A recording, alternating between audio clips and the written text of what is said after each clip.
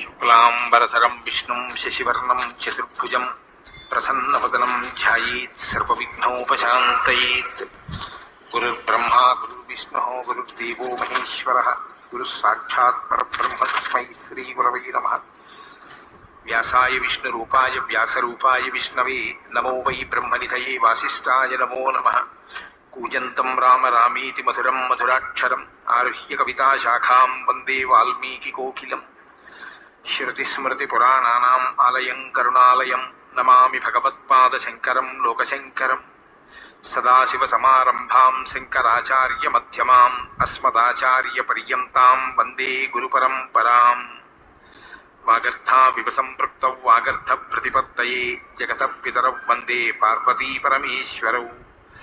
సూక్తిం సమగ్రేతున స్వయమేవ లక్ష్మీః శ్రీరంగరాజమహిషీ మధురైః కటాక్షైః వైదగ్ధ్యవర్ణకుడకుంభనగౌరవైర్యాం కండూలకర్ణకుహరాः కవయోధయంతి. హైమోర్ధ్వపుండ్రమజహన్మకుటం సునాసం మందస్మితం మకరకుండలచారుగండం బింబాధరం బహుళదీర్ఘకృపాకటాక్షం శ్రీవేంకటేశముఖమాత్మని సన్నిధత్తాం. మనోజవం మరుతతుల్యవేగం జితేంద్రియం బుద్ధిమతాం వరిష్టం వాతాత్మజం వనరయూథముఖ్యం శ్రీరామదూతం శిరసా నమామి. జయత్యతి బలో రామో లక్ష్మణశ్చ మహాబలః రాజారీతి సుగ్రీవో రాఘవేణాభిపాలితః. దాసోహం కోసలేంద్రస్య రామస్యాక్లిష్టకర్మణః హనుమాన్ శత్రుసైన్యానాం నిహంతా మారుతాత్మజః. రావణసహస్రం మే యుద్ధే ప్రతిఫలం భవేత్ శిలాభిస్తు ప్రహరతః పాదపైశ్చ సహస్రశః. అర్దయిత్వా పురీం లంకాం అభివజ్య చ మైథిలీం సమృద్ధార్థో గమిష్యామి విశతాం సర్వరక్షసాం.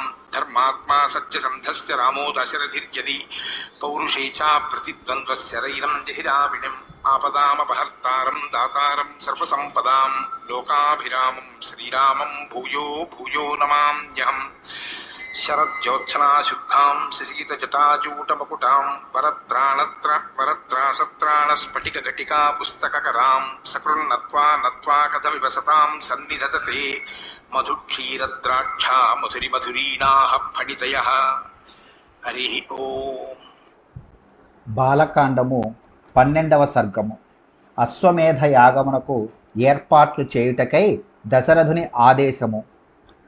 తతః కాలే బహుతిథే కస్మింశ్చిత్ సుమనోహరే వసంతే సమనుప్రాప్తే రాజ్ఞో యష్టుం మనోభవత్. ఋష్యశృంగుడు అయోధ్యకు వచ్చిన పిమ్మట చాలా కాలమునకు మనోహరమైన ఒకానొక వసంత ఋతు ప్రారంభమున చైత్రశుద్ధ పౌర్ణమ నాడు దశరథ మహారాజు అశ్వమేధ యాగమును ప్రారంభించుటకై సంకల్పించెను. తతః ప్రసాద్య శిరసా తం విప్రం దేవవర్ణినం యజ్ఞాయ వరయామాస సంతానార్థం కులస్యవై. పిమ్మట దశరథ మహారాజు దివ్య తేజస్శాలి అయిన ఋష్యశృంగ మహామునికి శిరస ప్రణమిల్లి ఆయన అనుగ్రహమును పొందెను. పుత్ర సంతాన ప్రాప్తి ద్వారా వంశాభివృద్ధి కొరకై చేయబడు యజ్ఞమునకు ప్రధాన ఋత్విజునిగా ఉండుటకై ఆయనను అభ్యర్థించెను.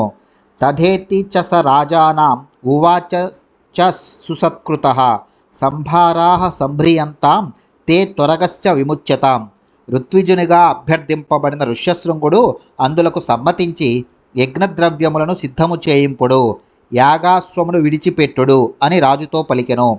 తతో రాజా బ్రవీద్వాక్యం సుమంత్రం మంత్రిసత్తమం సుమంత్రా వాహయ క్షిప్రం ఋత్విజో బ్రహ్మవాదినః సుయజ్ఞం వామదేవం చ జాబాలిం అధ కాశ్యపం పురోహితం వసిష్ఠం చ ఏ చాన్యే ద్విజసత్తమాః. ఋత్విజునిగా అంతట దశరథుడు మంత్రిముఖ్యుడైన సుమంత్రుని ఇట్లు ఆదేశించెను.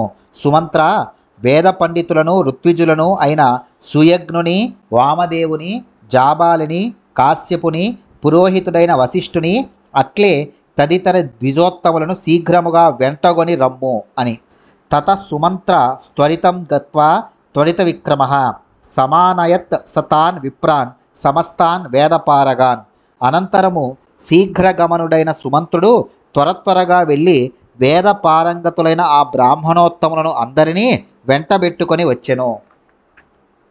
తాన్ పూజయిత్వా ధర్మాత్మ రాజా దశరథస్తదా ధర్మార్థ సహితం యుక్తం శ్లక్ష్యం వచనమబ్రవీత్. ధర్మాత్ముడైన దశరథ మహారాజు వారిని పూజించి ధర్మార్థ సాధనకు ఉపయుక్తములకు మధుర వచనములను పలికెను. మమ లాలప్యమానస్య పుత్రార్థం నాస్తి వై సుఖం తదర్థం హయమేధేన యక్ష్యామీతి మతిర్మమ తదహం యష్టుమిచ్చామి శాస్త్రదృష్టేన కర్మణ ఋషిపుత్ర ప్రభావేన కామాన్ ప్రాప్స్యామి చాప్యహం.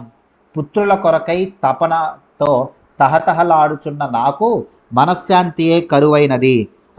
అందులకై అశ్వమేధ యాగమును చేయుటకు సంకల్పించితిని. ఆ యజ్ఞమును విధి విధానముగా చేయగోరుచున్నాను. ఋష్యశృంగుని ప్రభావము చేత నా కోరికలు సిద్ధించును. తతః సాధ్వితి తద్వాక్యం బ్రాహ్మణా ప్రత్యపూజయన్ వశిష్ఠ ప్రముఖా సర్వే పార్థివస్య ముఖాచ్యుతం.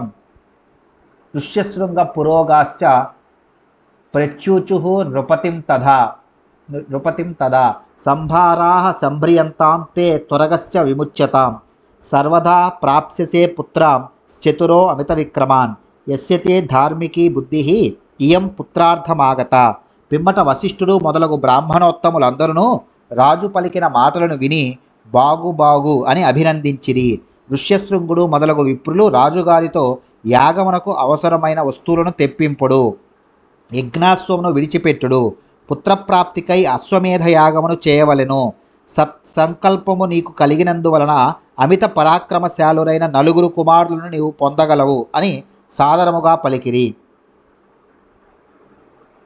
తతః ప్రీతో భవద్రాజ శ్రుత్వా తద్విజ భాషితం అమాత్యాంశ్చాబ్రవీద్రాజ హర్షేనేదం శుభాక్షరం గురూణాం వచనాచ్చీఘ్రం సంభారాః సంభ్రియంతు మే సమర్థాధిష్ఠితశ్చాస్వః సోపాధ్యాయో విముచ్యతాం. బ్రాహ్మణులు పలికిన ఆ మాటలను విని దశరథుడు మిక్కిలి సంతసించెను.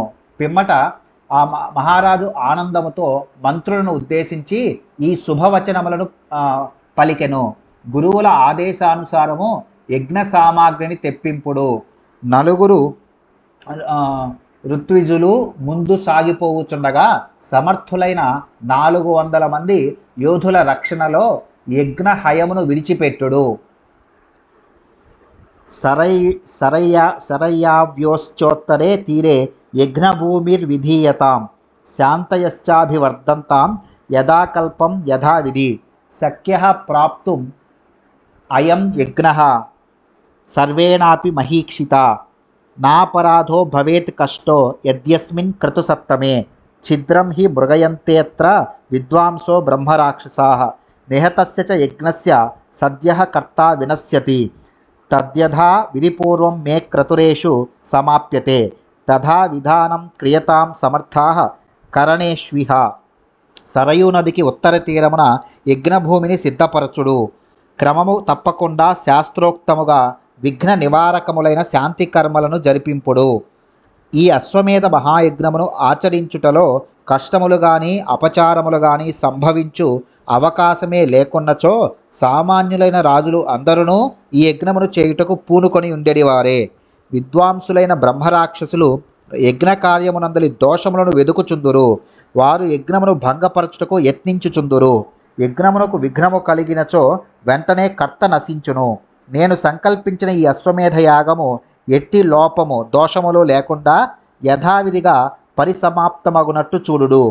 కార్యనిర్వహణమునందు మీరు మిక్కిలి సమర్థులు గదా. తథేతి చ తతః సర్వే మంత్రిణః ప్రత్యపూజయన్ పార్థివేంద్రస్య తద్వాక్యం యథాజ్ఞప్తం అకుర్వత తతో ద్విజాస్తే ధర్మగ్రం అస్తువన్ పార్థివర్షభం అనుజ్ఞాతాస్తతః సర్వే పునర్జగ్ముః యథాగతం. ఆ మంత్రులందరూ మహారాజు యొక్క ఆజ్ఞలను విని ప్రభువులు ఆదేశించినట్లే అని ఆయనను ప్రశంసించుచు తదాజ్ఞలను నిర్వర్తించిరి. ఆ బ్రాహ్మణోత్తములందరూ ధర్మజ్ఞుడైన మహారాజును కొనియాడిరి. ఆయన అనుజ్ఞను గైకొని వారందరూ తమ తమ నివాసములకు ఎగిరి. గతేష్వద ద్విజాగ్రేషు మంత్రిణస్తాన్ నరాధిపః విసర్జయిత్వా స్వం వేస్మ ప్రవివేశ మహాద్యుతి. విప్రులందరూ వెళ్ళిన పిమ్మట మిక్కిలి తేజస్శాలి అయిన దశరథుడు మంత్రులందరినీ పంపివేచి తాను తన ప్రాసాదమునకు వెళ్ళెను. ఇత్యార్షే శ్రీమద్ రామాయణే వాల్మీకియే ఆదికావ్యే బాలకాండే ద్వాదశ సర్గః. వాల్మీకి మహర్షి విరచితమై ఆదికావ్యమైన శ్రీమద్ రామాయణమునందలి బాలకాండమునందు 12వ సర్గము సమాప్తము.